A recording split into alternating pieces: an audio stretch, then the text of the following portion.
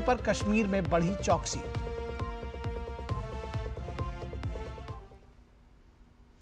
तो सबसे पहले बात करेंगे चुनावी संग्राम में महिला आरक्षण पर आर पार की लड़ाई। जी बिल्कुल, ये चुनावी संग्राम भी है और महिला आरक्षण पर जो इस वक्त रार है वो तमिलनाडु से लेकर पश्चिम बंगाल में विशेष तौर पर देखी जा सकती है। और महिला आरक्षण संशोधन विधेयक के गिरने के बाद राजनीतिक दल इस मुद्दे को लेकर आम लोगों के बीच जा रहे हैं। बीजेपी के नेता तमिलनाडु और बंगाल में चुनावी सभाओं में इस ऐतिहासिक रिफॉर्म की भ्रूण हत्या का आरोप विपक्ष के नेताओं पर लगा रहे हैं। प्रधानमंत्री ने भी ऐसा ही कहा है। रविवार को पश्चिम बंगाल के चुनावी सभाओं में प्रधानमंत्री मोदी ने टीएमसी, कांग्रेस और अन्य विपक्षी दलों को जिम्मेदार ठहराते हुए जोरदार हमला बोला। पीएम ने विशेषकर टीएमसी को निशाने पर लेते हुए कहा कि उसने कांग्रेस के साथ साजिश रचकर बंगाल की बहनों के साथ एक और धोखा किया है। हालांकि ममता बनर्जी ने पीएम मोदी के इस दावे को खारिज कर दिया कि टीएमसी महिला आरक्षण के खिलाफ है या उसने बिल को रोकने की कोशिश की। टीएमसी का दावा है कि उन्होंने सबसे ज्यादा महिलाओं को लोकसभा में भेजा है, लेकिन सीटें बढ़ने के बावजूद महिला आरक्षण के विरोध की कोई ठोस वजह पार्टी के पास नहीं है। कांग्रेस नेता राहुल गांधी ने तमिलनाडु के पांगनेरी में एक जनसभा को संबोधित करते हुए परिसीमन से जुड़े हालिया संसदीय घटनाक्रम को लेकर केंद्र सरकार पर गंभीर आरोप लगाए।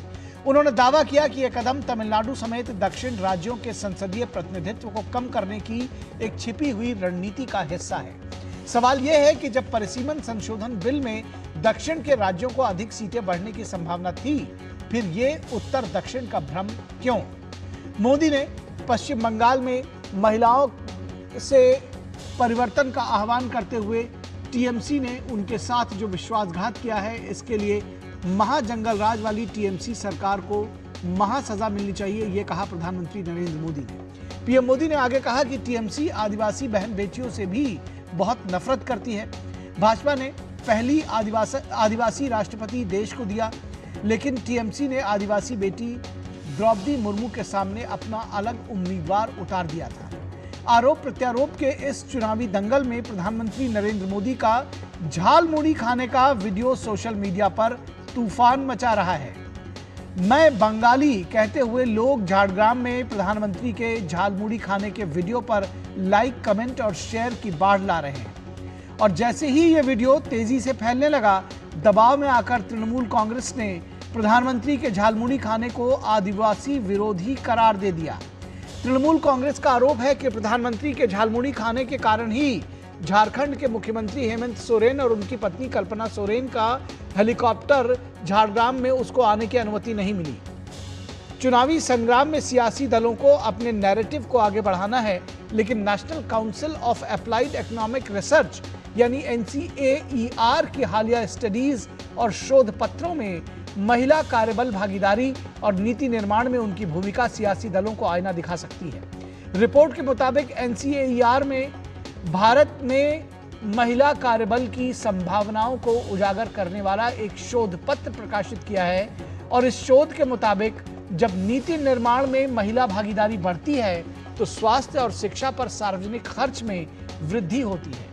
यह अध्ययन बताता है कि महिला आरक्षण सिर्फ एक राजनीतिक मुद्दा नहीं है, बल्कि बेहतर सामाजिक आर्थिक विकास का साधन है। सवाल यह है कि जब मौजूदा समय में एक व्यक्ति एक वोट एक वैल्यू का संकल्प फीका पड़ा है, 1971 के बाद अगर संसदीय क्षेत्र का परिसीमन नहीं हुआ है तो जाहिर है देश में मतदाताओं की संख्या में काफी भिन्नता आई है। किसी राज्य का प्रतिनिधित्व कम हुए बगैर अगर परिसीमन से आधी आबादी को संसद में प्रतिनिधित्व का मौका मिलता है तो इसमें किसी को खोने का भय सिर्फ राजनीतिक ही हो सकता है। तो अगर महिलाओं को 50% आरक्षण मिल जाएगा और महिलाओं की संख्या बढ़ जाएगी संसद में, तो इसमें किसी को खोने का भय क्या हो सकता है? जाहिर तौर पर यह भय सिर्फ राजनीतिक है। प्रधानमंत्री नरेंद्र मोदी ने कहा कि टीएमसी और कांग्रेस नहीं चाहते कि महिला आरक्षण बिल पास हो। नहीं चाहती थी कि बंगाल की बेटियां ज्यादा संख्या में एमएलए बने, ज्यादा संख्या में एमपी बने, क्योंकि बंगाल की बेटियां इनके महाजंगल राज को चुनौती दे रही है। इसलिए टीएमसी ने कांग्रेस के साथ मिलकर साजिश रची और इन्होंने महिलाओं के लिए 33% सीट सुरक्षित रखने का कानून नहीं बनने दिया। वहीं राहुल गांधी ने कहा कि कुछ दिन पहले सरकार बहुत ही खतरनाक बिल पास करवाने वाली थी। Hidden behind the women's bill was a delimitation bill that would change the constituencies of India. What they wanted to do was reduce the number of seats of southern states, of northeastern states, and of smaller states, and fundamentally change the balance of power in India. आपने सुना कि किस तरह से ये कहा गया था कि किस राज्य की कितनी सीटें बढ़ेंगी और हर जगह एक समान 50% सीटें बढ़ाई जाएंगी। तो फिर ये कहना भ्रम फैलाना नहीं हुआ कि अगर ये कहा जाए कि साउथ में सीटें कम कर दी जाएंगी। बार बार गृह मंत्री की तरफ से और प्रधानमंत्री की तरफ से इस बात को साफ किया गया था और बार बार ये बात बताई जा रही थी। बहरहाल महाराष्ट्र के मुख्यमंत्री देवेंद्र फडणवीस ने महिला आरक्षण बिल विरोधी पार्टियों को महिला विरोधी बताया। पार्टियां बोलती कुछ है, करती कुछ है। एक चेहरे पे कई चेहरे लगा लेते हैं लोग। इस प्रकार से राहुल गांधी है, इस प्रकार से ये सारे नेता है, अपने चेहरे पर कई चेहरे इन्होंने लगाए हुए। ये महिला विरोधी है। इन्होंने विरोध करके, मैं आज दावे के साथ कहता हूं कि अगर एनडीए के पास 2/3 मेजॉरिटी होती तो ये सब समर्थन में उतर जाते। उनको ये पता था। 2023 में भी उन्होंने समर्थन क्यों दिया? क्योंकि तब एनडीए के पास ही 2/3 मेजॉरिटी थी, इसलिए उस समय समर्थन दिया। और वही विधेयक कोई उल्टा वो जल्दी लागू हो, इसलिए वो संविधान संशोधन अभी आया तो उसको विरोध किया। ये महिला विरोधी है। हम लोग पूरे देश में और महाराष्ट्र में इसके खिलाफ अलग जगाएंगे। और टीएमसी नेता कुणाल घोष ने कहा है कि हमारी पार्टी में हर स्टेज पर महिला आरक्षण बहुत ज्यादा है। हमारा जो पार्टी का पॉलिसी है, हर स्टेज में, स्टार्टिंग फ्रॉम पंचायत या municipality, corporation, assembly, parliament, Lok Sabha, Rajya Sabha, हर स्टेज में वुमेन पार्टिसिपेशन इतना है, वो देश का 1 नंबर है। तो ऑनरेबल प्राइम मिनिस्टर बिल के बारे में बाद में सोचिए, पहले आपका खुद का पार्टी में करके दिखाइए। और इस पूरे मुद्दे पर चर्चा करने के लिए हमारे साथ खास मेहमान जुड़े हुए हैं, उनसे आपका परिचय करा दें। हमारे साथ मोहम्मद एहतशामुल हक, जो कि टीएमसी के नेता है, राजनीतिक विश्लेषक भी हैं और टीएमसी के विचारों के समर्थक जाहिर तौर पर माने जाते हैं। तो टीएमसी का पक्ष रखेंगे मोहम्मद एहतशामुल हक साहब, बहुत स्वागत है आपका। इसके साथ ही साथ विनोद मिश्रा हमारे कंसल्टिंग एडिटर जुड़े हुए हैं, सौरभ दत्ता हमारे संवाददाता जुड़े हुए हैं। आप दोनों लोगों का स्वागत। और थोड़ी देर में बीजेपी के प्रवक्ता भी हमारे साथ जुड़ेंगे। कुछ टेक्निकल इश्यूज़ की वजह से, दरअसल नेटवर्क इश्यूज़ की वजह से वो जुड़ नहीं पा रही हैं, थोड़ी देर में जुड़ेंगे। तो इस चर्चा की शुरुआत करें। विनोद मिश्रा जी, आपने अभी हमारी रिपोर्ट देखी और उसमें ये भी देखा कि किस तरह से अगर महिलाएं सत्ता में भागीदार हों तो किस तरह से सामाजिक आर्थिक विकास की जो गति है वो तेज़ हो जाती है। और वजह इसकी सिर्फ राजनीतिक नहीं बल्कि सामाजिक आर्थिक भी हो सकती है। अगर हम कहें कि महिलाओं को आरक्षण मिलेगा तो देश का जो विकास है वो और तीव्र हो सकेगा। लेकिन राजनीति इतनी हावी रही कि महिलाओं को जो उनका हक हकूक मिलना था वो नहीं मिल सका। निखिल, बस अब मैं आपकी जानकारी के लिए बता दूं कि अभी भी पश्चिम बंगाल में जब इलेक्शन में आप देखेंगे ममता बनर्जी के तीनों टर्म में, तो सबसे ज्यादा वोट उनका महिलाएं का ही मिलता है। तो ये ममता बनर्जी को पता है कि महिलाओं का जो प्रचंड वोट है उनको मिलता रहा है, और ये मिलता रहा है। उसके पीछे जो टीएमसी के नेता हैं वो इसकी वजह बताते हैं, लक्ष्मी भंडार योजना को देते हैं क्रेडिट। तो अगर एक पार्टी को पता है कि लक्ष्मी भंडार योजना से हम महिलाओं के वोट ले लेते हैं तो महिलाओं को प्रतिनिधित्व देने का क्या मतलब रह जाता है। तो ये तो टीएमसी के तर्क हो गए। रही बात कि कम से कम ये पूरा का पूरा अभी पश्चिम बंगाल के इलेक्शन का अगर आप एजेंडा देखेंगे तो पिछले 3 बार का जो इलेक्शन हम लोगों ने देखा है टीएमसी का पश्चिम बंगाल में, उस समय में टीएमसी का अपना एजेंडा होता था, माँ माटी मानुस का। आज वो एजेंडा सिर्फ बीजेपी के एजेंडे पे ही वो जवाब देने में पूरे के पूरे टीएमसी, कांग्रेस और सीपीआई सारे पॉलिटिकल पार्टी वहां लगे हुए हैं। तो ये पूरी लड़ाई जो है बीजेपी बनाम ऑल का, ये इस बार की लड़ाई को दिलचस्प बना दिया है जी। दिलचस्प इतना बना दिया है कि सौरभ आपको बताएंगे कि प्राइम मिनिस्टर मोदी झारग्राम में एक भुजा के दुकान पे क्या गए कि अब उनको अपने माँ माटी मानुष पे खतरा लगने लगा है जी। ये आप देखिए कि बंगाल बिहार में ये झाल मुढ़ी का ये काफी प्रचलन है। ममता बनर्जी पिछले साल तक में तो झाल मुढ़ी खा के लोगों को बताती थी कि भाई हम झाल मुढ़ी खाने वाले लोग हैं, ये सारे लोग बाहरी हैं। और जब आप प्राइम मिनिस्टर खुद पहुंचे हैं झाल मुढ़ी के दुकान पे और वो खा रहे हैं, तो आप देखिए वहां के स्थानीय लोगों में वो प्रसन्नता। तो ये माटी की जो खुशबू है, ये माटी के खुशबू में अगर आज देश का प्रधानमंत्री वहां सीधे दुकान पे जाके वहां संवाद करके वहां स्थानीय लोगों से बात करते हुए झाल मुढ़ी खा रहे हैं, तो ये इसका तर्क क्या दिया गया है? अब इसका जवाब अब दे रहे हैं कि झारखंड मुक्ति मोर्चा के बड़े नेता हेमंत सोरेन के को यहां आने नहीं दिया गया, ये आदिवासी का अपमान है। तो सीधा सवाल है कि इस बार जो प्राइम मिनिस्टर मोदी ने महिला आरक्षण के बिल को फेल होने का जो वजह बताया है और लोगों के सामने में रखा है, मुझे लगता है कि सारे पॉलिटिकल पार्टीज के नैरेटिव्स बदल गए हैं, उनके सुर बदल गए हैं, ताल बदल गए हैं। ठीक है, तो इससे पहले कि मोहम्मद एहतशामुल हक से इस बात का जवाब लें, मैं सौरभ के पास आना चाहूँगा। सौरभ, थोड़ा ग्राउंड रिपोर्ट हमको बताएंगे, क्या बीजेपी वर्सेस ऑल चल रहा है और ये सच है कि माँ माटी मानुष और अपने मुद्दों के साथ में विकास की तमाम बात होती थी और दूसरी भी बात होती थी पश्चिम बंगाल में इस बार के चुनावों में, बात वो सारी कहीं जिसको कहते हैं कि दूर चली गई है, विकास की बात नहीं हो रही, या तो चुनाव आयोग से जुड़े हुए एसआईआर की बात होती है या फिर बीजेपी अगर कोई एजेंडा उठाती है तो उसके जवाब की बात होती है? और करेंगे जो बीजेपी कर रहा है उसको काउंटर करने पे टीएमसी मजबूर हो रहा है, ये नैरेटिव सेट हो रहा है। अगर आप देखेंगे बीजेपी पर आया 15 मुद्दे पर टीएमसी को घेरा गया, कानूनी व्यवस्था, उद्योगहीनता, बेरोजगारी, नारी सुरक्षा, तो उसको काउंटर 15 मुद्दों पर काउंटर करने के बजाय टीएमसी ने कहा क्या? टीएमसी ने कहा हमने सब कर दिया और उन्होंने पूरा रुख चुनाव आयोग के तरफ कर दिया। और उन्होंने ये भी कहा, ममता बनर्जी खुद कहा कि ये उनका खुद का एडमिशन है ऑन स्टेज है पब्लिक रैली से कि इस बार की हम लड़ाई चुनाव आयोग से लड़ रहे हैं, भाजपा से नहीं, चुनाव आयोग से लड़ रहा है। तो एक तरह से वो चुनाव आयोग के ही अपना ओपोनेंट मानकर ये लड़ाई लड़ रही है। ऊपर से ये जो झालमुड़ी का जो एपिसोड हुआ कल, उसके बाद से टीएमसी से लेकर टीएमसी के हर बड़े छोटे नेता को थोड़ा मिर्ची तो लगा है, ये तो बात तो साफ है। और ऐसा मिर्ची लगा है कि टीएमसी एक नैरेटिव बोल रही है और उनकी जो लीडर है, सुप्रीमो है ममता बनर्जी, वो कुछ और बोल रही है। टीएमसी ने कल नैरेटिव सेट किया था कि हेमंत सोरेन और उनकी वाइफ आ नहीं पाई प्रधानमंत्री की वजह से, तो ये झालमुड़ी एपिसोड आदिवासी विरोधी है।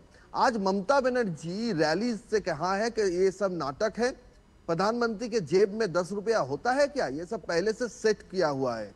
लेकिन ये जो तर्क है, इस तर्क को क्यों ममता बनर्जी को खुद इसको काउंटर करना पड़ रहा है? क्योंकि टीएमसी ने ही ये नैरेटिव सेट किया है कि बीजेपी बाहरी पार्टी है, आएगा तो मछली नहीं खाने देगा।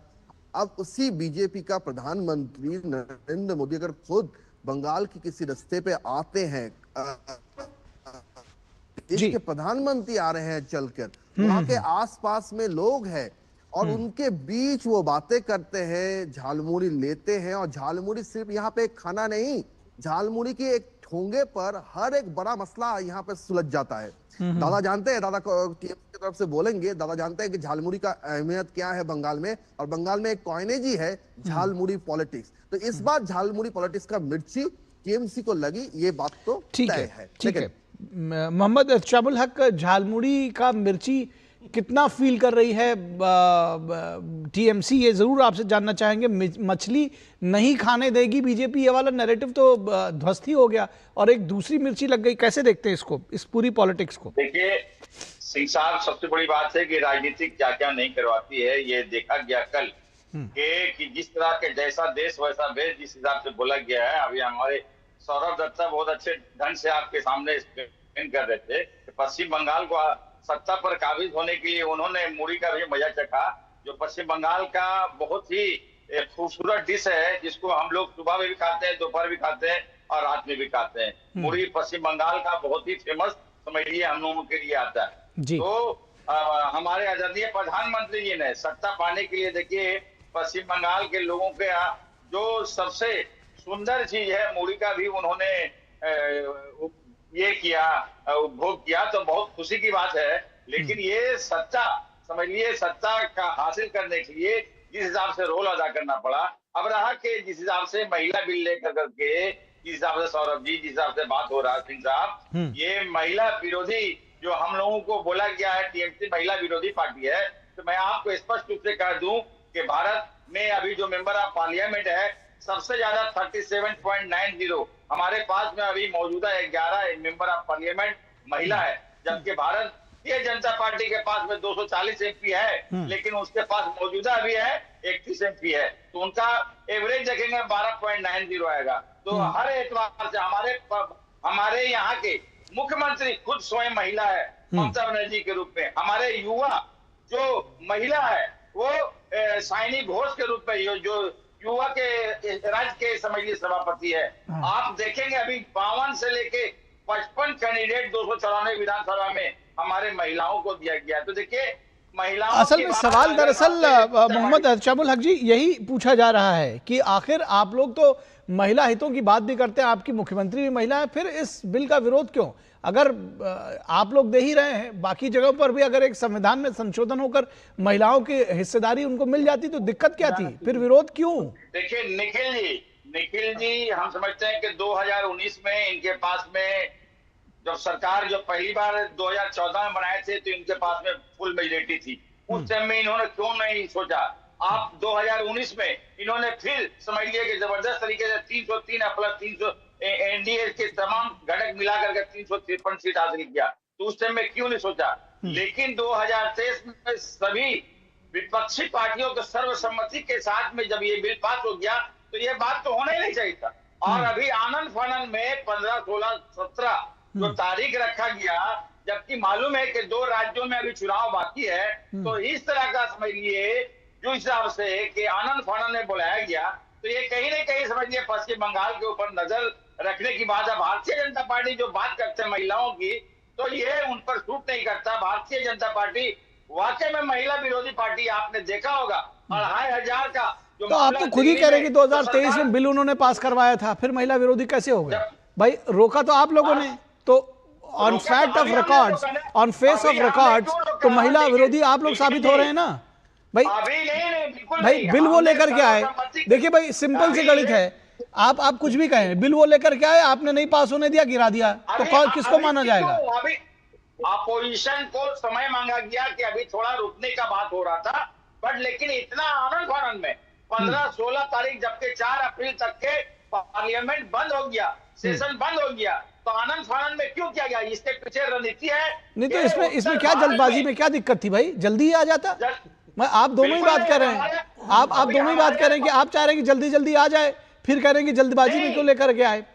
चलिए मैं ठीक है, आपके आरोपों का जवाब लेते हैं, आपके आरोपों का जवाब विनोद मिश्रा साहब। मैं इतना कहूंगा कि बीजेपी के प्रवक्ता तो नहीं है अभी इस पैनल में, लेकिन आपका फेक न्यूज का हम थोड़ी से आपको सुधार देते हैं अगर आप चाहें तो। कि पहले तो ये आप सुन लीजिए कि पहले आप ये जानिए कि ये क्रेडिट तो बीजेपी को इसलिए जाता है कि नारी बंधन अधिनियम का 2023 में भी पास कराने का, क्योंकि बीजेपी के पास उस समय में भी 2/3 मेजोरिटी थी और बीजेपी ने पास कराया, तब आप लोगों ने समर्थन दिया था क्योंकि आपके पास कोई उपाय ही नहीं था। सवाल इससे भी बड़ा ये है कि जो आरोप लगाया है बीजेपी ने और खास करके प्राइम मिनिस्टर ने कि इस बिल से सबसे ज्यादा परेशानी परिवारवादी पार्टियों को ही है।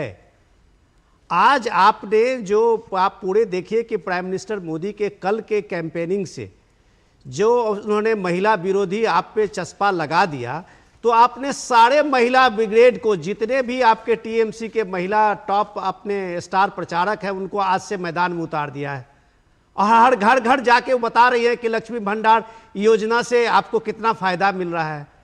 तो आपको आज पीएम ने आपके स्टार प्रचारक ममता बनर्जी को कम से कम इस बात के लिए मजबूर किया है कि वो भवानीपुर में हर वार्ड में जा रही है क्या आपने कभी 15 साल में देखा था प्राइम मिनिस्टर, ये चीफ मिनिस्टर किसी अपने स्टेट को कि हर वार्ड में जाके वो इलेक्शन कैंपेनिंग करें?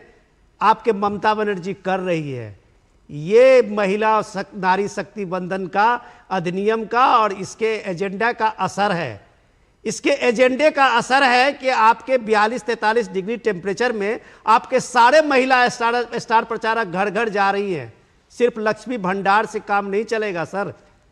नारी, आप जो महिला को ये देखते हैं एक चश्मे से, लाभार्थी से चश्मे से, कि महिलाओं को लाभार्थी का हमने हिस्सा दे दिया और उसके बाद अपने घर परिवार के लोगों को हम पार्लियामेंट में भेज देंगे, वो जमाना गया।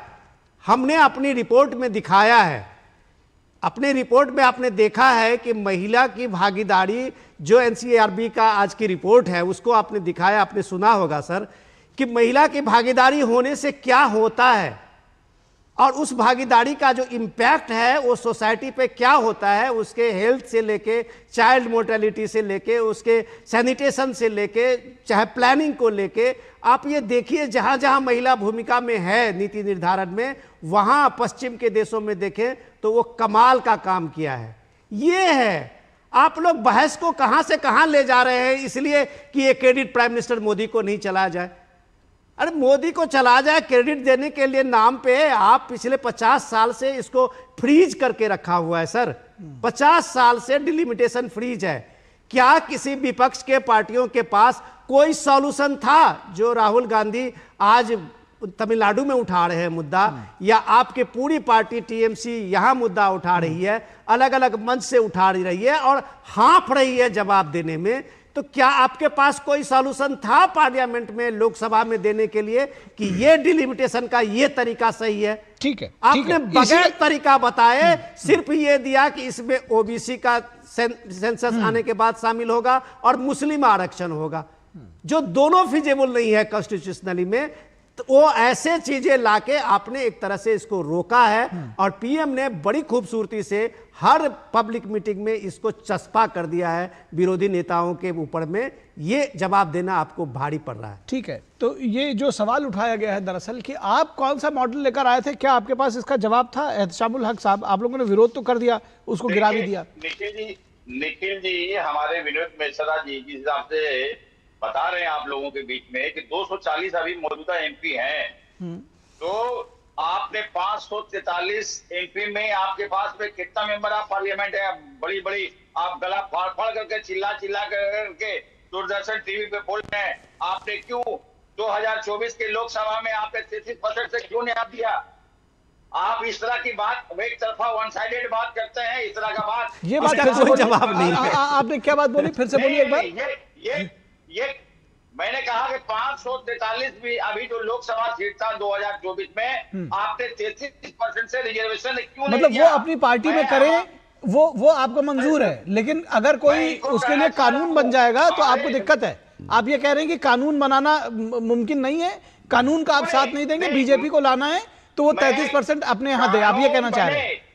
कानून जरूर बने, 543 पे आप कानून बनाइए। और अभी जो फौरन आनंद फौरन में आप बुलाए नहीं, मतलब 543 जो 1971 के सेंसस के हिसाब से 543 सीटें हैं, तो वो 55 साल पुराना सेंसस आपको मंजूर है, 15 साल पुराना वाला मंजूर नहीं है। मतलब सर क्या तर्क है सर इसका? नया जनगणना कीजिए, फिर से कीजिए। अरे कोई तर्क सर, कुतर्क के लिए कोई बात नहीं कह सकते सर। चलिए मैं सौरभ दत्ता से एक फील लेना चाह रहा हूं। ठीक है सर, अब हम आपके इस तर्क का मैं इसको कम से कम, आप हमारे मेहमान हैं, मैं इसको कुतर्क नहीं कहूंगा, लेकिन इसका कोई जवाब नहीं है। लेकिन मैं सौरभ दत्ता से नहीं सर, इसका क्या जवाब दे सकते हैं? आप कह रहे हैं कि बीजेपी अपने यहाँ देती रहे 33%, उसको देना है। अरे कानून बन जाता तो किसको क्या दिक्कत होगी भाई? देश की जनता देख रही है इस बात को। आप कह रहे हैं कि 543 में क्यों नहीं दे रहे हैं, मतलब 55 साल वाला। अब इन तर्कों का क्या जवाब कोई देगा सर?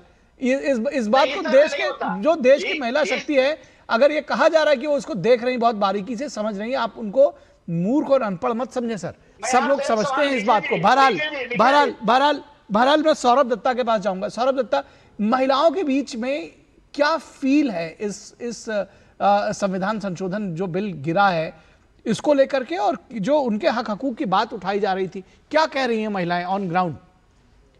इसका दो दिक है। पहली बार जो है, जो महिलाएं शनिवार को मुख्यमंत्री ममता बनर्जी ने क्यों बिल का विरोध हुआ, इसके जवाब में उन्होंने रैलीज में कुछ बात कही।